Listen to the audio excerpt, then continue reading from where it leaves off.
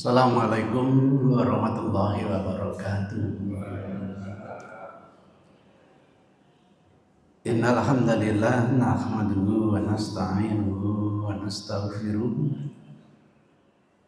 wa na'udzu billahi min shururi anfusina wa min sayyiati a'malina.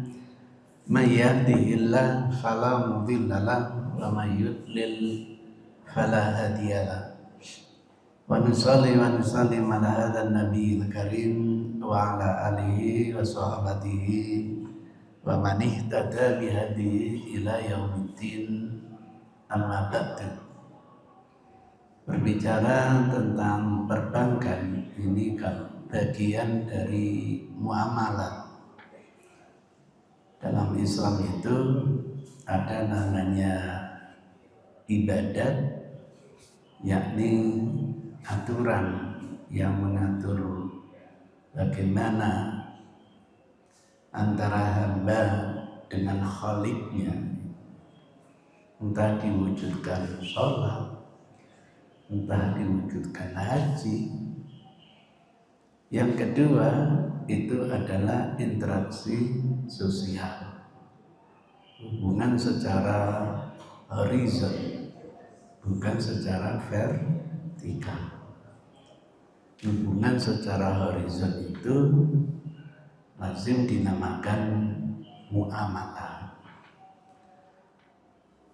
Banyak apakah nanti kita saling menolong, termasuk di dalamnya itu adalah masalah perbankan. Nah, muamalat itu dikaji dalam ilmu namanya fikih. Fikih ini bukan fikih mazhab. Kenapa? Dulu ulama kita belum membahas yang namanya hukum perbankan itu. Maka kalau kita tanya Pak Yai Imam Syafi'i, hukum bank itu apa? Gak ngerti, karena memang belum muncul.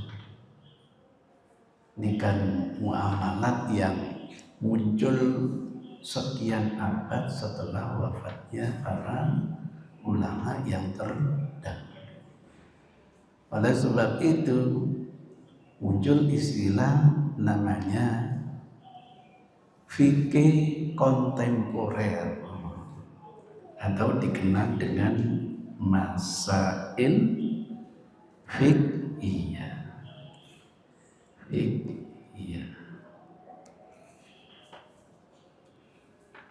Jadi ini dibahas oleh ulama-ulama kontemporer. Alhamdulillah, walaupun dulu itu belum wujud kayak perbankan ini, tapi kaidah berpikir yang dikenal dengan usul fikih sudah memberikan rambu-rambu, kaidah-kaidah untuk bisa membidik masalah-masalah baru nanti, kira-kira sisi hukumnya seperti apa. Sehingga tidak gampang menyelesaikannya.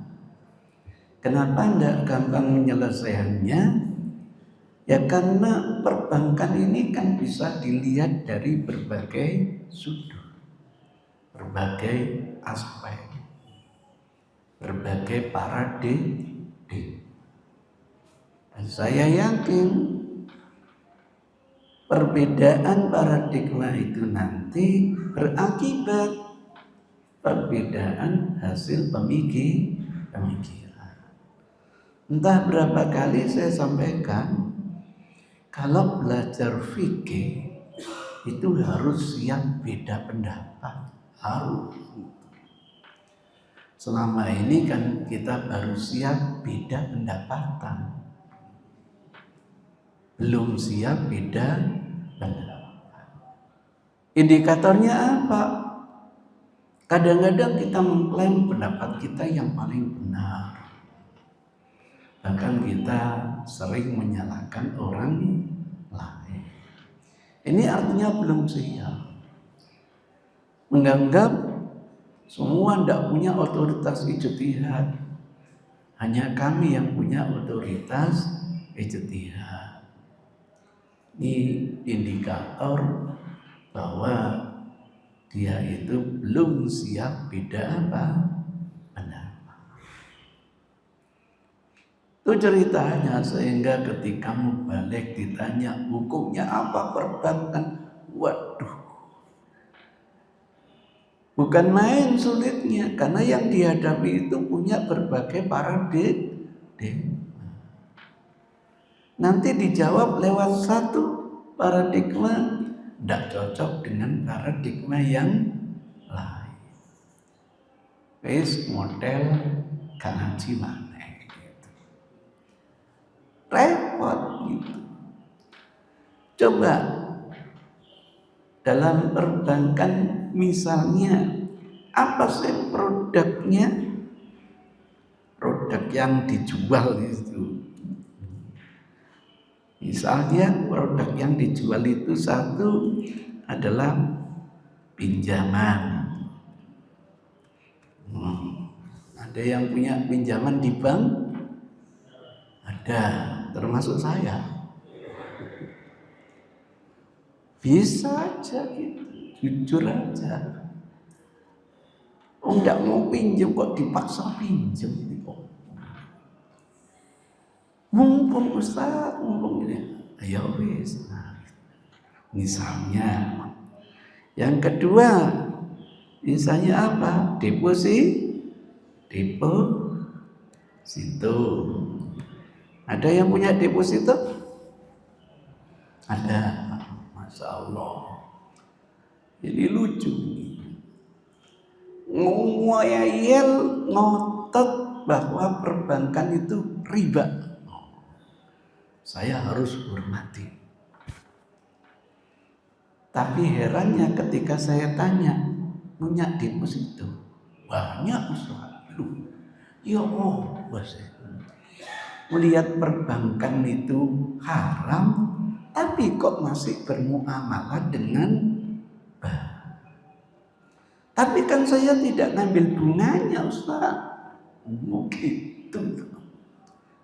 Bagus, gara-gara Anda nggak ngambil bunganya, bunga itu diambil Yahudi, kemudian dibelikan senjata untuk nembaki sampean itu. Berapa bunganya umat Islam di bank internasional yang tidak diambil? Itu ceritanya. Kalau begitu, sampean deposito itu niatnya bukan tanam saham. Niatnya itu bagaimana aman dana saya, kan begitu. Bahasa Inggrisnya TT gitu. Kalau sampean punya uang segitu banyak, hampir 400 juta itu, sampean tetekan saya, masa sampean nggak ngasih jasa kepada saya? Kongkon nyekatan dana sampean nggak ngei opo-opo. Wong sampean titip sepeda motor ae nek parkiran. Mikir, iya. Lah iya. Kalau nawa itu sampean itu yang penting titip biar aman, sampean harus memberi jasa kepada orang yang dititip. Terus gak ngambil bunga, tambah bayar. Itu konsekuensi Anda melihat saya ini titip, bukan saya tanam saham. Kalau sampai nawa itunya tanam saham, saya punya duit banyak tapi tidak bisa mengelola. Wes, siapa sih yang bisa mengembangkan dana saya? Saya punya pilihan, wes tak depositonya biar dikembangkan mereka. Apa tidak layak kalau kita dapat bagi? Nah, paradigmanya selain deposito apalagi? Kira-kira yang ketiga. Ini yang kedua. Yang ketiga apa? Tabungan misalnya.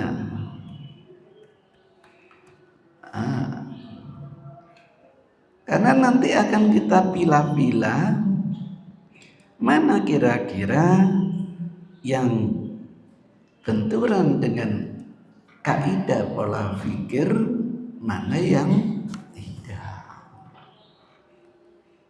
Itu ceritanya. Dalam hal pinjam meminjam, aturannya sudah jelas. Aturannya apa? Kapan kita ini ada semangat tolong menolong, ada semangat yang namanya tolong menolong, tolong menolong. Ini semangat yang harus dimiliki. Nolong. Wa ta'awanu 'alal birri wat taqwa wa la ta'awanu 'alal ismi wal udwan. Tolong. Kebetulan qadarullah saya diberi Allah rezeki banyak, alhamdulillah. Ada teman butuh dana, entah untuk kuliah anaknya, entah untuk kebutuhan apanya. Dan memang ini kebutuhan yang darurat banget, tapi nggak punya duit. Maka etika muamalah Islam itu yang punya kemampuan supaya membantu, menolong orang yang membutuhkan. Datang ke rumah saya, pinjam berapa sampean? 1 miliar Ustaz. Untuk apa? Untuk beli kapal terbang misalnya. Kira-kira yang dimaksud Rasulullah tolong menolong seperti ini? Kira-kira? Enggak. Itu sudah anak bisnis itu. Saya kira pinjam 5.000. Untuk apa? Nah, itu untuk kebutuhan anak saya, disuruh gurunya beli ini misalnya. Jadi substansinya sama, pinjam meminjam, tapi konotasi kebutuhannya berbeda. Biar kita paham. Nanti kira-kira perbankan posisi yang mana gitu. Lah karena punya kemampuan, kapan peduli orang yang tidak mampu? Bismillah. Nih, monggo. Aturannya, ayo kita tulis. Nah, gitu.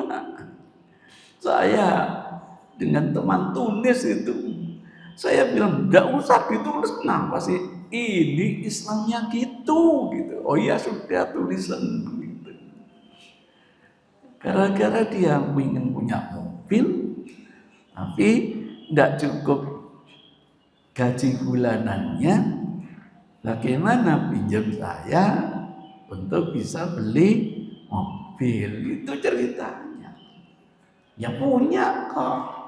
Ya sudah, ditulis sama dia. Sayang di sana dulu itu nggak ada materai lah. Gak usah materai, untuk pengingat saja gitu. Saya juga pernah. Bayangkan sekeluarga datang, alhamdulillah sekeluarga itu ingin hajian bersama, tapi duitnya kurang. Gitu. Coba saya tak cari pinjaman ke teman. Gitu. Teman saya yang nulis dia, bukan saya. Ya gak apa-apa, tinggal tanda tangan. Kapan ya etika begitu itu kita tradisikan? Itu kan aturan dalam Quran.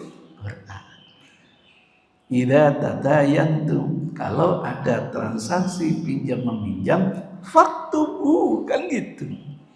Ini namanya tertib administrasi. Kenapa ditulis? Mungkin suatu saat ada yang lupa. Mungkin entah yang meminjami atau yang dipinjami keburu wafat.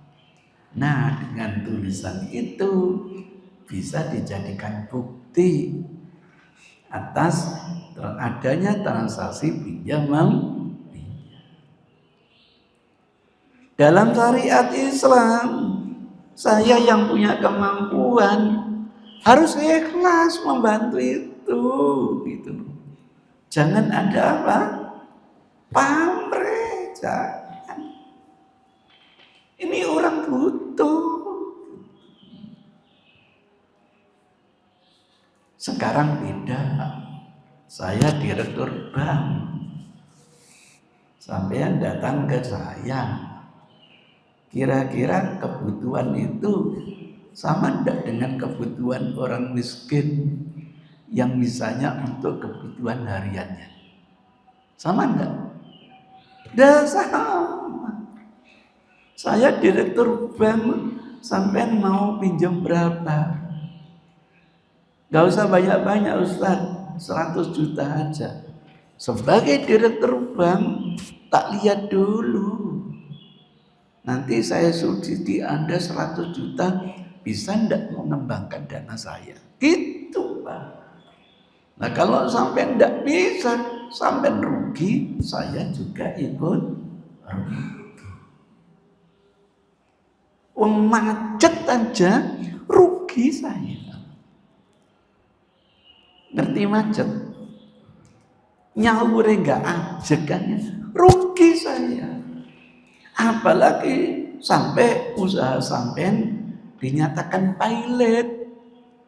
Waduh, aset yang sampean miliki gak sebanding dari pinjaman yang saya berikan. Jadi tidak sembarangan disurvei terlebih dahulu. Kalau gitu paradigmanya beda, gitu loh. Sebab kaidah nanti di mana porsinya harus paham gitu. Paradigmanya sudah beda. Maka ketika ada kaidah usul yang dicanangkan oleh ulama dulu sejak zaman Imam Syafi'i, wafat tahun 240 Hijrah. Nah sekarang sudah 1400 sekian Hijrah, sudah 1000 tahun lebih. Di situ muncul cara berpikir dalam pinjam meminjam. Kalau yang dipinjami itu diberi persyaratan, harus ada bunga. Ya walaupun apa yang mengikat, entah kecil entah besar, yang mengikat itu dinamakan riba. Itu kaidahnya. Nah di perbank saya berlaku seperti itu. Nasabah pinjam ke saya sebanyak 100 juta. Dengan catatan nasabah mengembalikan saya plus bunganya sekian persen. Mengikat atau tidak? Mengikat. Itu loh. Etikanya kan tidak mengikat. Boleh etikanya itu yang dipinjami memberi tambahan itu boleh dan bagus. Cuma tidak apa? Mengikat. Saya kasih sampai 100 juta, etikanya dalam Islam ahsanuhum qadha'an. Kapan ya tidak dibalik 1 juta, entah ditambahi berapa, seikhlasnya gitu loh Pak. Tapi unsurnya ada tambah. Gak usah jauh-jauh, sampai pinjam saya sepeda motor.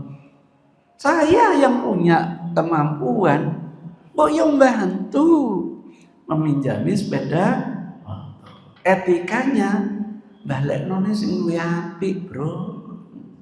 Contohnya gimana? Mbok yo diperseni kayak.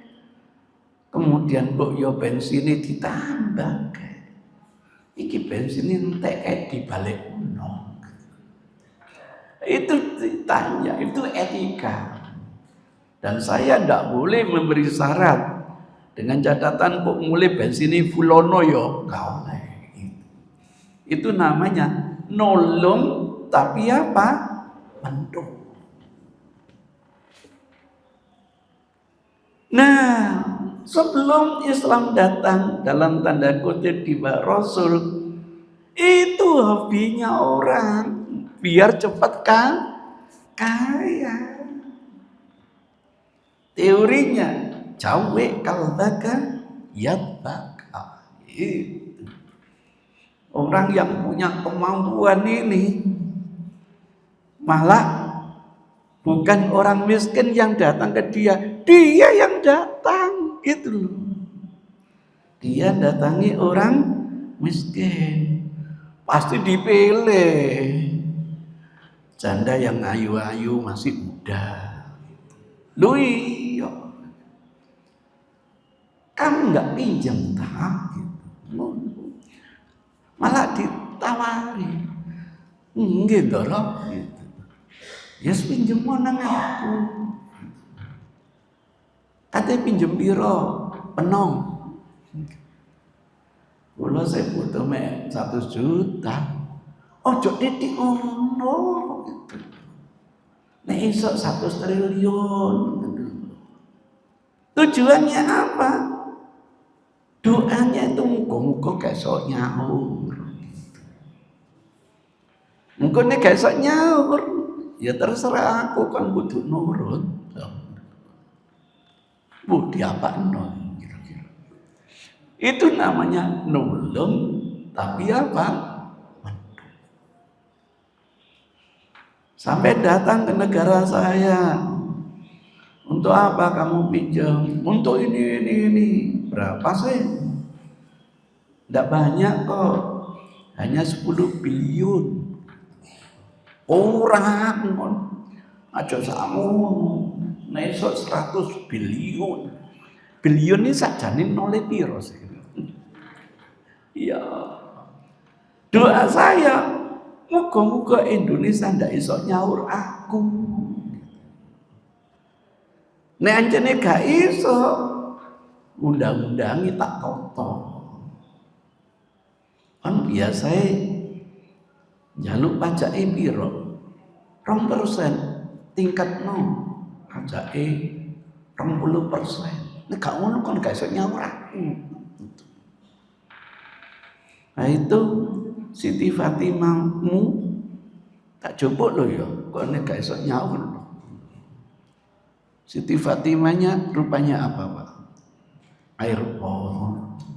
Apa lagi Pak? Tambang. Apa lagi Pak?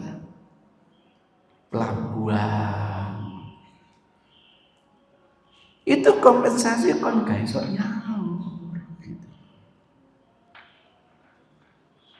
Itu ceritanya. Pemuda jahiliyah itu. Kapan nanti kalau sampean jadi pemimpin, coba masuk sih gak iso mandiri. Saya dulu punya pikiran kalau jadi pemimpin, waduh, kekayaan Indonesia itu kalau saya kelola, itu sampean gak usah kerja, setiap bulan tak kei 200 juta, gak usah kerja loh ibu. Ben sampean tak kei 200 juta, benulan loh. Marono lah kalau saya miskin, repot maneh. Kalau saya mijiti aku lah. Itulah ceritanya, Pak. Masya Allah. Itu teori jahiliyah. Nulung tapi apa? Mendung. Pernah dengar ceritanya Datuk Maringgi? Nah, itu cerita saya. Ketika saya ditakdirkan jadi konglomerat, sing tak goleki wong-wong ya apa carane gak iso nyaur. Nek gak iso nyaur, tak pendungi kabeh. Itu dulu cara muamalatnya orang jahiliyah. Perbankan apa seperti itu? Enggak, Pak. Yang datang ini bukan orang miskin. Enggak. Yang datang ini pengusaha. Karena apa?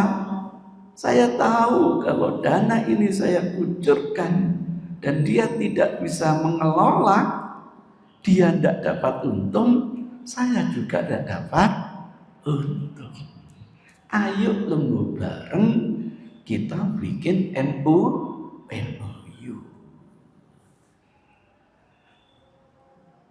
Win-win solution.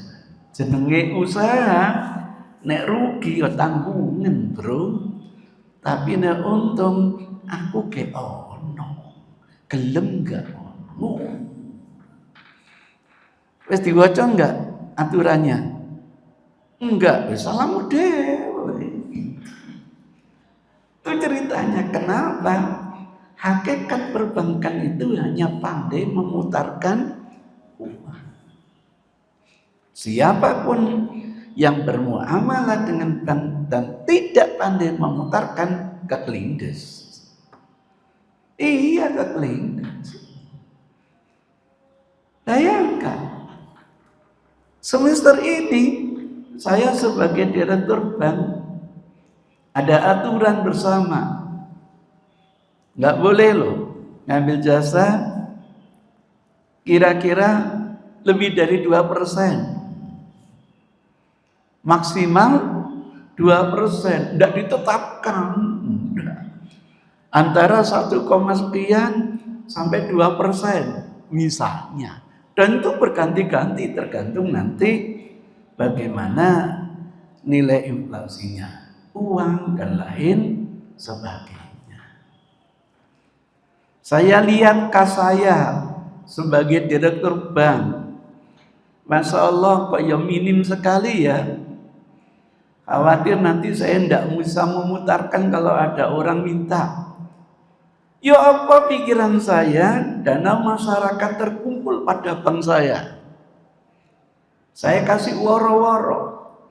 Pemerintah mengizinkan 2, sopo sing dele duwite nanggonku tak kei jasa 2%. Jenenge masyarakat, lah timbangannya tak telekono oleh 1%. Mendingan saya ditaruh yang 2%. Ini bisnis. Ini pikirannya bukan lagi tolong-menolong. Ini paradigmanya sudah bisnis. Begitu dana saya banyak, saya nggak pinter, nggak mungkin ngelola. Saya turunkan lagi menjadi 1%. Dana yang banyak di tempat saya ini nggak saya gulirkan ke masyarakat, nggak apa, saya titipkan saja ke BI. Sudah lumayan. Loh, aturan ini harus dipahami gitu. Apalagi kalau saya pinter, saya putarkan. kepada nasabah saya bisa mendapat jasa sampai 3%. Maka kalau dana di kas saya sekian triliun, kemudian saya itu berani untuk memberikan yang namanya sekian, kalau untungnya katakanlah, mohon maaf 1 bulannya 800 triliun, untuk memberi oleh-oleh sopo sing nang gonku tak kei mercy ngetokno loro, itu sih selelet Pak. Kalau perbankan yang rugi itu enggak, dia sudah dapat keuntungan banyak dari nasabah, sebagian itu dirupakan cindera mata untuk daya tarik. Itu ceritanya. Ini nanti wis pakaian mana? Kata kayak cindera mata. Wah, nggak sembarangan ini. Paradigmanya sudah bukan pinjam peminjam seperti muamalah orang butuh untuk kebutuhan primernya, enggak. Ini sudah untuk kebutuhan bisnis, sehingga ada aturan. Itu sebabnya kenapa dengan paradigma seperti ini ada yang mengatakan kenapa tidak dimanfaatkan. Nah, kalau tidak muamalah dengan bank, dari mana kita bisa bangun UNMU kayak gitu itu? Rumah sakit seperti itu sudah dihitung kok. Saya pinjam sekian miliar, tapi hasilnya nanti dari mahasiswa menghasilkan sekian. Durasi hanya 2 tahun, 3 tahun sudah impas. Tahun ketiga bisa menikmati hasil sudah dihitung. Siapa yang dirugikan? Dan win-win solution. Itu ceritanya. Maka kalau saya diskusi perbankan dengan kaidah yang dicanangkan ulama, pinjam meminjam, kalau ada bunga yang riba, ya selesai sudah, nggak usah dilanjutkan. Sebab kaidah itu dulu dicanangkan sebelum muamalah jenis bank ini belum muncul. Analoginya sederhana loh Bapak Ibu. Zina itu definisinya apa sih? Menurut fikih klasik dulu meletakkan zakar pada vagina yang bukan istrinya, kan gitu. Itu namanya apa? Zina. Mestinya kan pada vagina istrinya sendiri, tapi diletakkan ke vagina orang lain. Itu namanya apa? Zina. Nah sekarang mohon maaf, di Jerman saya membeli ovumnya Madonna. Saya tidak pernah kok ketemu Madonna. Salaman dengan Madonna aja tidak pernah. Kata teman-teman, pegang tangannya itu $100. Belum cium pipinya, belum.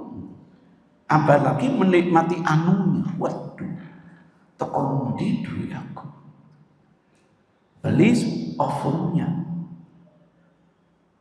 Saya gadokkan dengan sperma saya dalam teknologi yang namanya tabung, dikenal dengan bayi tabung.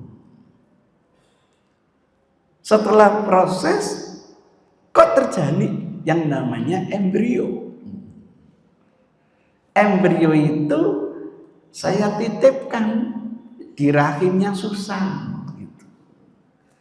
Atau saya titipkan di rahim istri saya gitu. Lahirlah anak namanya Bondet. Pertanyaannya, Bondet ini anak apa?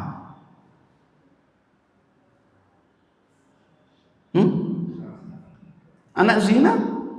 Lah wong anu saya nggak pernah ketemu anunya Madonna kok. Ayo, anak apa? Begitulah. Jadi teori itu dulu dibuat sebelum adanya jenis muamalat yang namanya kontemporer. Maka kalau muatak dengan definisi ulama dulu, bukan anak zina.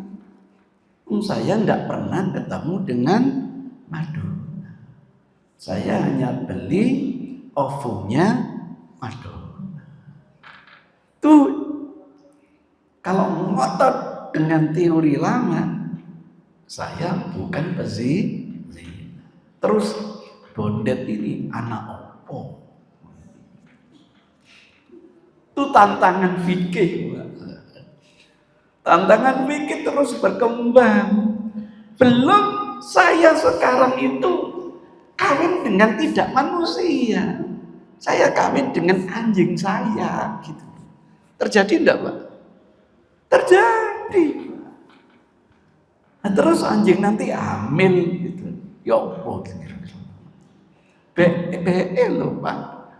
Tapi sampai sekarang kawin sama anjing kok gak hamil-hamil ya. Ayo apa? Oh dia laki-laki, anjingnya laki-laki. Mbok yo cari anjing perempuan kok. Oh. Itu ceritanya. Fikih, Pak. Terus berkembang, ditantang. Mudah-mudahan nanti dengan berbagai isyarat kaidah itu bisa dibuka. Maka jangan kaget. Wah, waktu munaf di Sidoarjo ini, ya Allah, pembongkar permasalahan ini mendatangkan orang BI, mendatangkan pelaku bisnis. Tidak ada dari unsur mereka yang mendolimi dan tidak ada unsur yang terdolimi. Akhirnya karena masih ada yang keberatan, muncul rekomendasi gitu. Mohon maaf kalau bisa bermuamalah dengan bank yang tanda kutip nanti kalau ada bunga kembali ke rakyat bersama, bukan kepada perutnya sendiri. Sehingga saya kalau bermuamalah dengan bank ini, toh kalau saya membungai, bunganya kembali kepada masyarakat. Itu ceritanya. Ini mudah-mudahan lebih aman. Karena apa? Perbankan sekarang sudah menjadikan sistem keuangan. Kalau Anda mengharamkan 10 hal yang harus dijauhi, 10 hal itu ya mendepositokannya, bekerja di situ sebagai orang perbankan, sebagai saksinya, bahkan sampai satpamnya, termasuk saya yang mengantarkan sampean biar aman. Bodyguard itu masuk semua. Maka kalau sudah mengharamkan, semuanya harus ditinggalkan. Kalau ditinggalkan, tidak bisa pergi haji. Bisa Pak pergi haji? Tidak bisa. Pergi haji itu kudu nabung nang bangse. Tidak bisa, sulit sekarang nyekolahkan anak. Karena sekarang transaksi tidak lagi cash seperti dulu, tetapi menggunakan berbagai media. Dan pihak yayasan merasa lebih aman transaksinya lewat bank. Nanti kalau transaksinya lewat bendaranya, delok duitnya angke kok ijo gitu. Itu ceritanya. Masya Allah, itu rangkaiannya panjang. Sebagai konsekuensi Kalau saya menghukumi seperti ini, nanti punya konsekuensi. Maka di masyarakat yang pola pikirnya itu berkemajuan, wah, tidak stagnan seperti dulu, mencoba bisa tidak peluang ini untuk apa? Untuk memberdayakan ekonomi kita, untuk mengembangkan usaha kita dan lain sebagainya. Ini takmir masjid punya rekening enggak kira-kira? Nah itu berarti muamalah sama bank itu namanya. Loh iya, apalagi nanti saya enggak diamplopi, ditransfer lagi. Itu gambaran, mudah-mudahan kita memaklumi ketika ada orang yang memvonis hukumnya haram, kemudian ada yang bilang halal, ada yang bilang delok-delok ense, macam-macam. Kalau perbankan itu tidak ada unsur kezaliman, intinya sama-sama ayo kita win-win solution, kenapa tidak dimanfaatkan? Itu yang bisa saya sampaikan. Kurang lebih mohon maaf. Billahi hidayah wa taufik. Wassalamualaikum warahmatullahi wabarakatuh. Nggih. Monggo, silakan. Ada yang tanya, silakan. Ntar saya tutupnya. Nggak kelihatan maksudnya ini ya Allah. Monggo silakan. Assalamualaikum Ustaz. Waalaikumsalam. Jadi penjelasan Ustaz tadi sudah jelas. Jadi pihak bank tidak boleh misalkan bunga di depan akadnya jelas Ustaz. Iya. Jadi prakteknya sekarang perbankan syariah pun juga mempraktekkan syariah. Apalagi mungkin iya. Mungkin saya tidak menjelaskan gimana itu. Alhamdulillah akhirnya umat Islam mencoba gimana ya perbankan itu dibingkai yang syar'i. Muncul itu.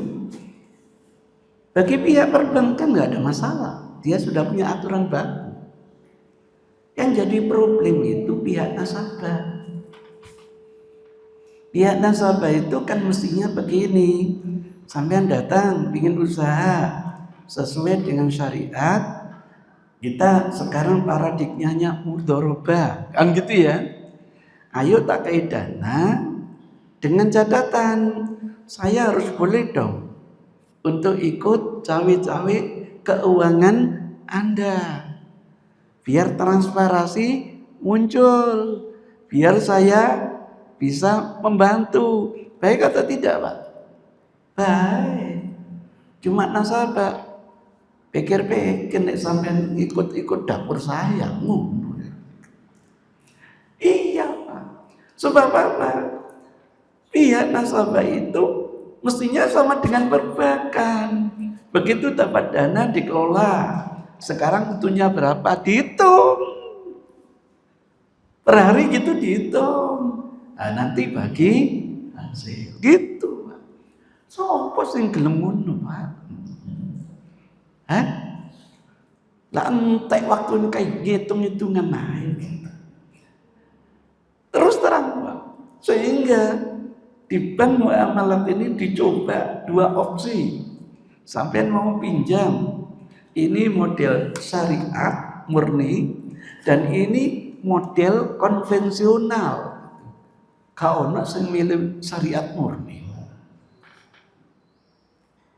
Jujur ini, jujur gitu. Pas ngasih penjelasan, gak usah dihitung harian diprediksi bulan lah podo ambek konvensional. Susah Pak. Kalau bank sudah punya sistem, sampai nabung sekian, 1 hari 2 hari sudah kelihatan aturannya Pak. Tetapi nasabah apa iso? Itu ceritanya. Maka ketika nawarkan dua, ini murni syariat, ini adalah konvensional, kau nak saya melirik syariat. Itu fakta loh. Tambah repot loh. Apalagi dapurnya ikut dipermasalahkan. Itu ceritanya. Nah, karena itu bank konvensional butuh aturan yang ketat. Jangan sampai ada unsur mendolimi nasabah. Kalau nggak diatur gini Pak, buyar ekonomi Indonesia. Contoh realnya gini, pemerintah lepas, terserah pengelola perbankan. Misalnya ya Pak ya. Akhirnya saya sebagai direktur kedatangan nasabah. Banyak ternyata Pak. Ada yang ini. Nah, tak panggil satu persatu. Sampai butuh 100 juta. Iya. Sampai berani bunga berapa? Sampai tulis saikhlas sampean. Ditulis 0%. Loh kan saikhlas saya gitu. Nah kemudian berikutnya datang sesuai dengan syariat, bagaimana mengambil yang lebih baik, terserah sampean, saikhlas sampean. Ditulis 10%. Datang lagi, monggo, sampai tulis jasanya pinten. Ini bukan bunga loh Pak, jasa, faidah. Ditulis 20%. Ada lagi yang datang, saya tanya, faedahnya berapa? Ditulis dengan keikhlasannya 30%. Saya kumpulkan 0%. 2%, 10%, 20, 30. Yang saya cairkan yang berapa Pak? Hancur ekonomi Pak. Gitu. Jadi diatur. Kalau nggak diatur itu ekonomi manusia sing penting oleh sih. Bah, bunganya biru. Wah, nggak bisa menggulirkan itu ceritanya nggak sembarangan. Aturan itu atas dasar nanti evaluasinya kayak apa. Jujur Pak, orang yang nabung di bank itu rugi. Jujur itu. Katakanlah dia dapat bunga 1 tahunnya katakanlah 6%. Dapat uang jadi sekian ini, nilai uang segitu tahun depan Pak, beli kerupuk gak iso. Padahal tahun kemarin tuku kerupuk, oleh sak truk. Turun Pak, yang namanya ada nilai makanya orang yang mulai pinter diganti ke emas gitu Pak. Andaikan nanti terjadi fluktuasi harga, tidak terlalu apa? 1 dinar zaman Rasul bisa beli seekor kambing. 1 dinar sekarang insya Allah bisa beli seekor kambing. Itu ceritanya. Nah ini pandai-pandai kita membaca peluang. Sehingga alhamdulillah keluarga saya kalau ada sisa uang, alhamdulillah dilupakan Mas. Waduh, kemarin sampai nilainya mendekati 3 juta. Itu ceritanya. Berarti oleh kamu loro cili-cili gitu. Itu gambarannya. Karena ini permainan bisnis, orang harus pandai untuk membaca pasar, harus pandai untuk mengelola pasar, dan harus pandai melihat peluang di dalam apa? Pasar. Kalau enggak gitu, ya kayak kata dalam tempurung. Itu ceritanya. Kalau ada yang ingin buat bank, silakan saya diangkat jadi direktur utamanya. Kayak yo ode. Ndak, wawasan seperti ini kita dapat cerita karena penjelasan orang yang punya otoritas itu begitu. Jadi tidak gampang yang mengelola perbankan. Harus pandai-pandai. Endingnya kalau manajemennya bagus tidak akan pailit. Kalau manajemennya bagus. Tapi kalau anak buah saya banyak yang korupsi, buyar saya gitu. Itu ceritanya. Mudah-mudahan ada gunanya. Assalamualaikum warahmatullahi wabarakatuh.